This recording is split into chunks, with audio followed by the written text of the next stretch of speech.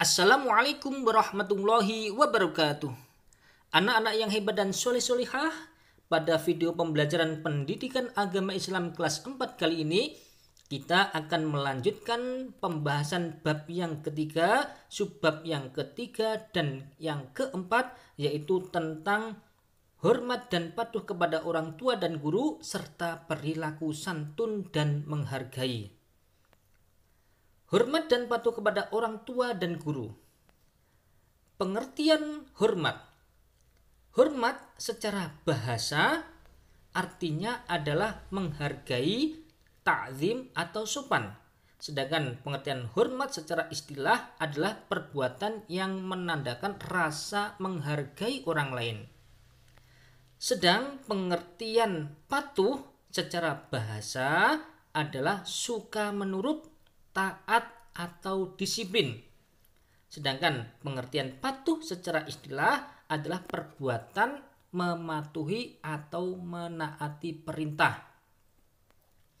Jadi, pengertian hormat dan patuh kepada orang tua adalah menghargai dan menyayangi kedua orang tua dengan selalu menaati, berbuat baik, ta'zim dan memuliakan mereka. Orang tua kita telah berjasa mengasuh dan memelihara kita dengan susah payah. Untuk itu, sebagai anak, kita harus dapat berbakti dan berbuat baik kepada orang tua. Kita juga harus dapat taat dan patuh terhadap apa yang mereka perintahkan selama perintah itu tidak dalam kemaksiatan atau bertentangan dengan perintah Allah Subhanahu wa taala. Nah, berbuat baik atau berbakti kepada orang tua itu termasuk akhlak yang terpuji. Berbakti kepada orang tua itu juga merupakan perintah dari Allah Subhanahu wa taala. Bahkan berbakti kepada orang tua itu memiliki tempat yang khusus, yaitu persis di bawah setelah kita mengesahkan Allah Subhanahu wa taala. Nah, salah satunya telah disebutkan di dalam Al-Qur'an surat Al-Baqarah ayat 83, surat Al-Isra ayat 23 sampai 24 serta surah Luqman ayat 14. Nah, berbakti kepada orang tua itu disebut birrul walidain. Adapun kebalikan dari birrul walidain adalah uququl walidain yang artinya durhaka kepada orang tua. Hukum birrul walidain atau berbakti kepada orang tua itu adalah wajib. Jadi, jika ada seorang anak itu berani kepada orang tua, maka dapat dikatakan anak tersebut telah durhaka dan termasuk dosa besar yang tentunya dimurkai oleh Allah Subhanahu wa taala.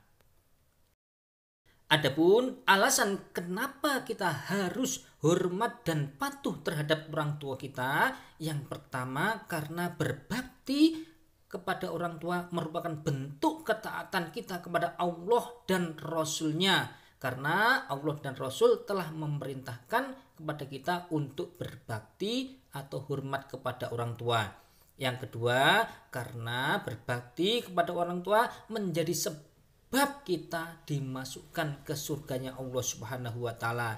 Yang ketiga, karena dengan berbakti kepada orang tua kita akan mendapatkan ridho dari orang tua kita. Serta yang keempat, karena jasa orang tua sangatlah besar hingga tidak dapat dibalas dengan suatu apapun. Anak-anak yang dirahmati Allah Subhanahu wa taala, berikut contoh hormat dan patuh kepada orang tua. Yang pertama, ketika masih hidup. Contohnya, yang pertama memberi salam dan mencium tangan orang tua kita. Kedua, menuruti perintah orang tua. Yang ketiga, meminta izin jika ingin bepergian dan tentunya meminta doa restu agar diberikan kelancaran dan kesuksesan. Nomor 4, merendahkan diri dan sopan. Dan nomor 5, membantunya sesuai kemampuan. Nomor 6, minta maaf jika kita melakukan kesalahan. Nomor 7, merawat mereka jika kedua orang tua kita atau salah satunya sedang sakit. Yang nomor 8, mendoakan orang tua kita. Adapun contoh hormat dan patuh kepada orang tua ketika sudah meninggal, yang pertama kita dapat merawat jenazahnya dengan baik. Yang nomor 2, melaksanakan wasiatnya, tentunya wasiat-wasiat yang baik yang diridhoi oleh Allah Subhanahu wa taala. Nomor 3, mendoakan mereka. Dan yang nomor 4, kita dapat menjalin silaturahmi dengan kerabat maupun dengan teman-temannya. Anak-anak yang dirahmati Allah Subhanahu wa taala, berikutnya kita akan membahas hormat dan patuh kepada guru. Hormat dan patuh kepada guru itu artinya menghargai dan mematuhi semua yang disampaikan guru dan melaksanakan tugasnya dengan sebaik-baiknya. Menghormati guru itu termasuk akhlak yang terpuji. Karena dengan jasa guru kita bisa menulis, membaca, menghitung, dan mengaji. Dengan jasa guru pula kita bisa menjadi anak yang pandai, memiliki akhlak yang mulia, dan tentunya bisa menjadi orang yang sukses. Untuk itu kita harus dapat hormat dan patuh kepada guru sebagaimana kita dapat hormat dan patuh kepada orang tua kita. Hal ini dikarenakan yang pertama, guru merupakan pengganti orang tua kita selama di tempat pendidikan atau di sekolah.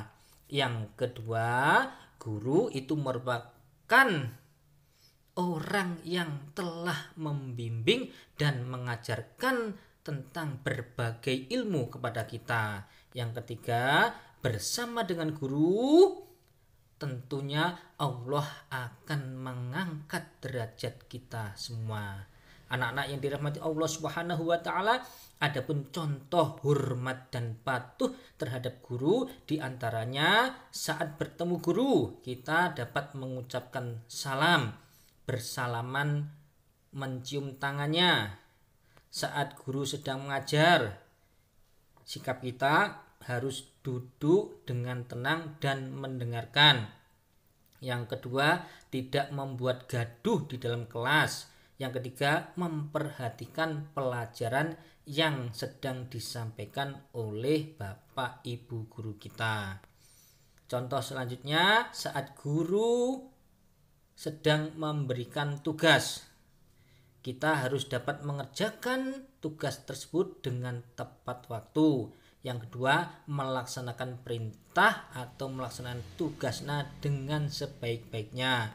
Kemudian contoh yang berikutnya, saat bicara dan dinasihati guru, kita harus dapat berbicara dengan santun. Tidak mengeraskan suara kita ketika diajak berbicara dengan guru, serta mendengarkan dan menaati ketika kita diberi nasihat-nasihat kepada guru kita. Anak-anak yang dirahmati Allah Subhanahu wa taala, berikutnya kita akan membahas tentang sikap santun dan menghargai teman. Santun itu memiliki arti halus dan baik.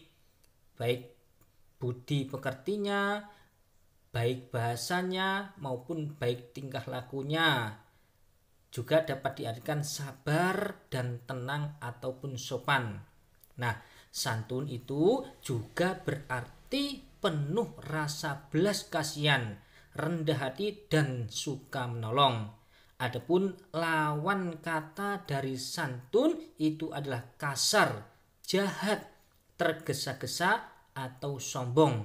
Sedangkan menghargai itu artinya adalah menghormati, mengindahkan atau memandang penting orang lain. Serta lawan kata menghargai itu adalah meremehkan atau tidak peduli. Anak-anak yang dirahmati Allah Subhanahu wa taala, anak yang memiliki sikap santun dan menghargai, anak tersebut selalu dapat menerima perbedaan sebagai hal yang wajar.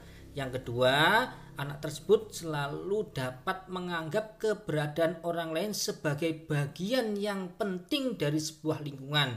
Yang ketiga, anak yang memiliki sikap santun tentu akan berusaha untuk menghindari permusuhan atau yang sifatnya merugikan orang lain.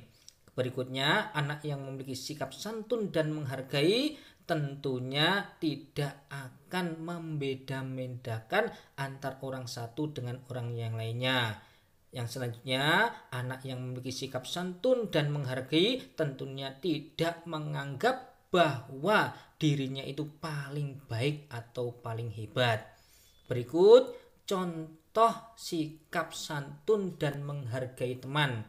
Yang pertama, kita dapat mengucapkan salam jika bertemu teman. Yang kedua, berbicara dengan lemah lembut serta sopan, tidak berteriak-teriak ataupun mengolok-olok. Yang ketiga, tentunya memiliki sikap rendah hati dan tidak sombong. Yang keempat, mengucapkan terima kasih jika diberi sesuatu atau diberi suatu jasa. Yang kelima, meminta maaf jika anak tersebut itu bersalah. Dan yang terakhir, ikut bergembira jika ada teman kita mendapatkan kebahagiaan ataupun kenikmatan. Anak-anak yang dirahmati Allah Subhanahu wa taala, demikian pembahasan sikap hormat dan patuh kepada orang tua dan guru serta perilaku santun. Terima kasih atas perhatiannya. Semoga kita dapat mengamalkannya sehingga kita dapat menjadi anak yang soleh dan solehah. Wassalamualaikum warahmatullahi wabarakatuh.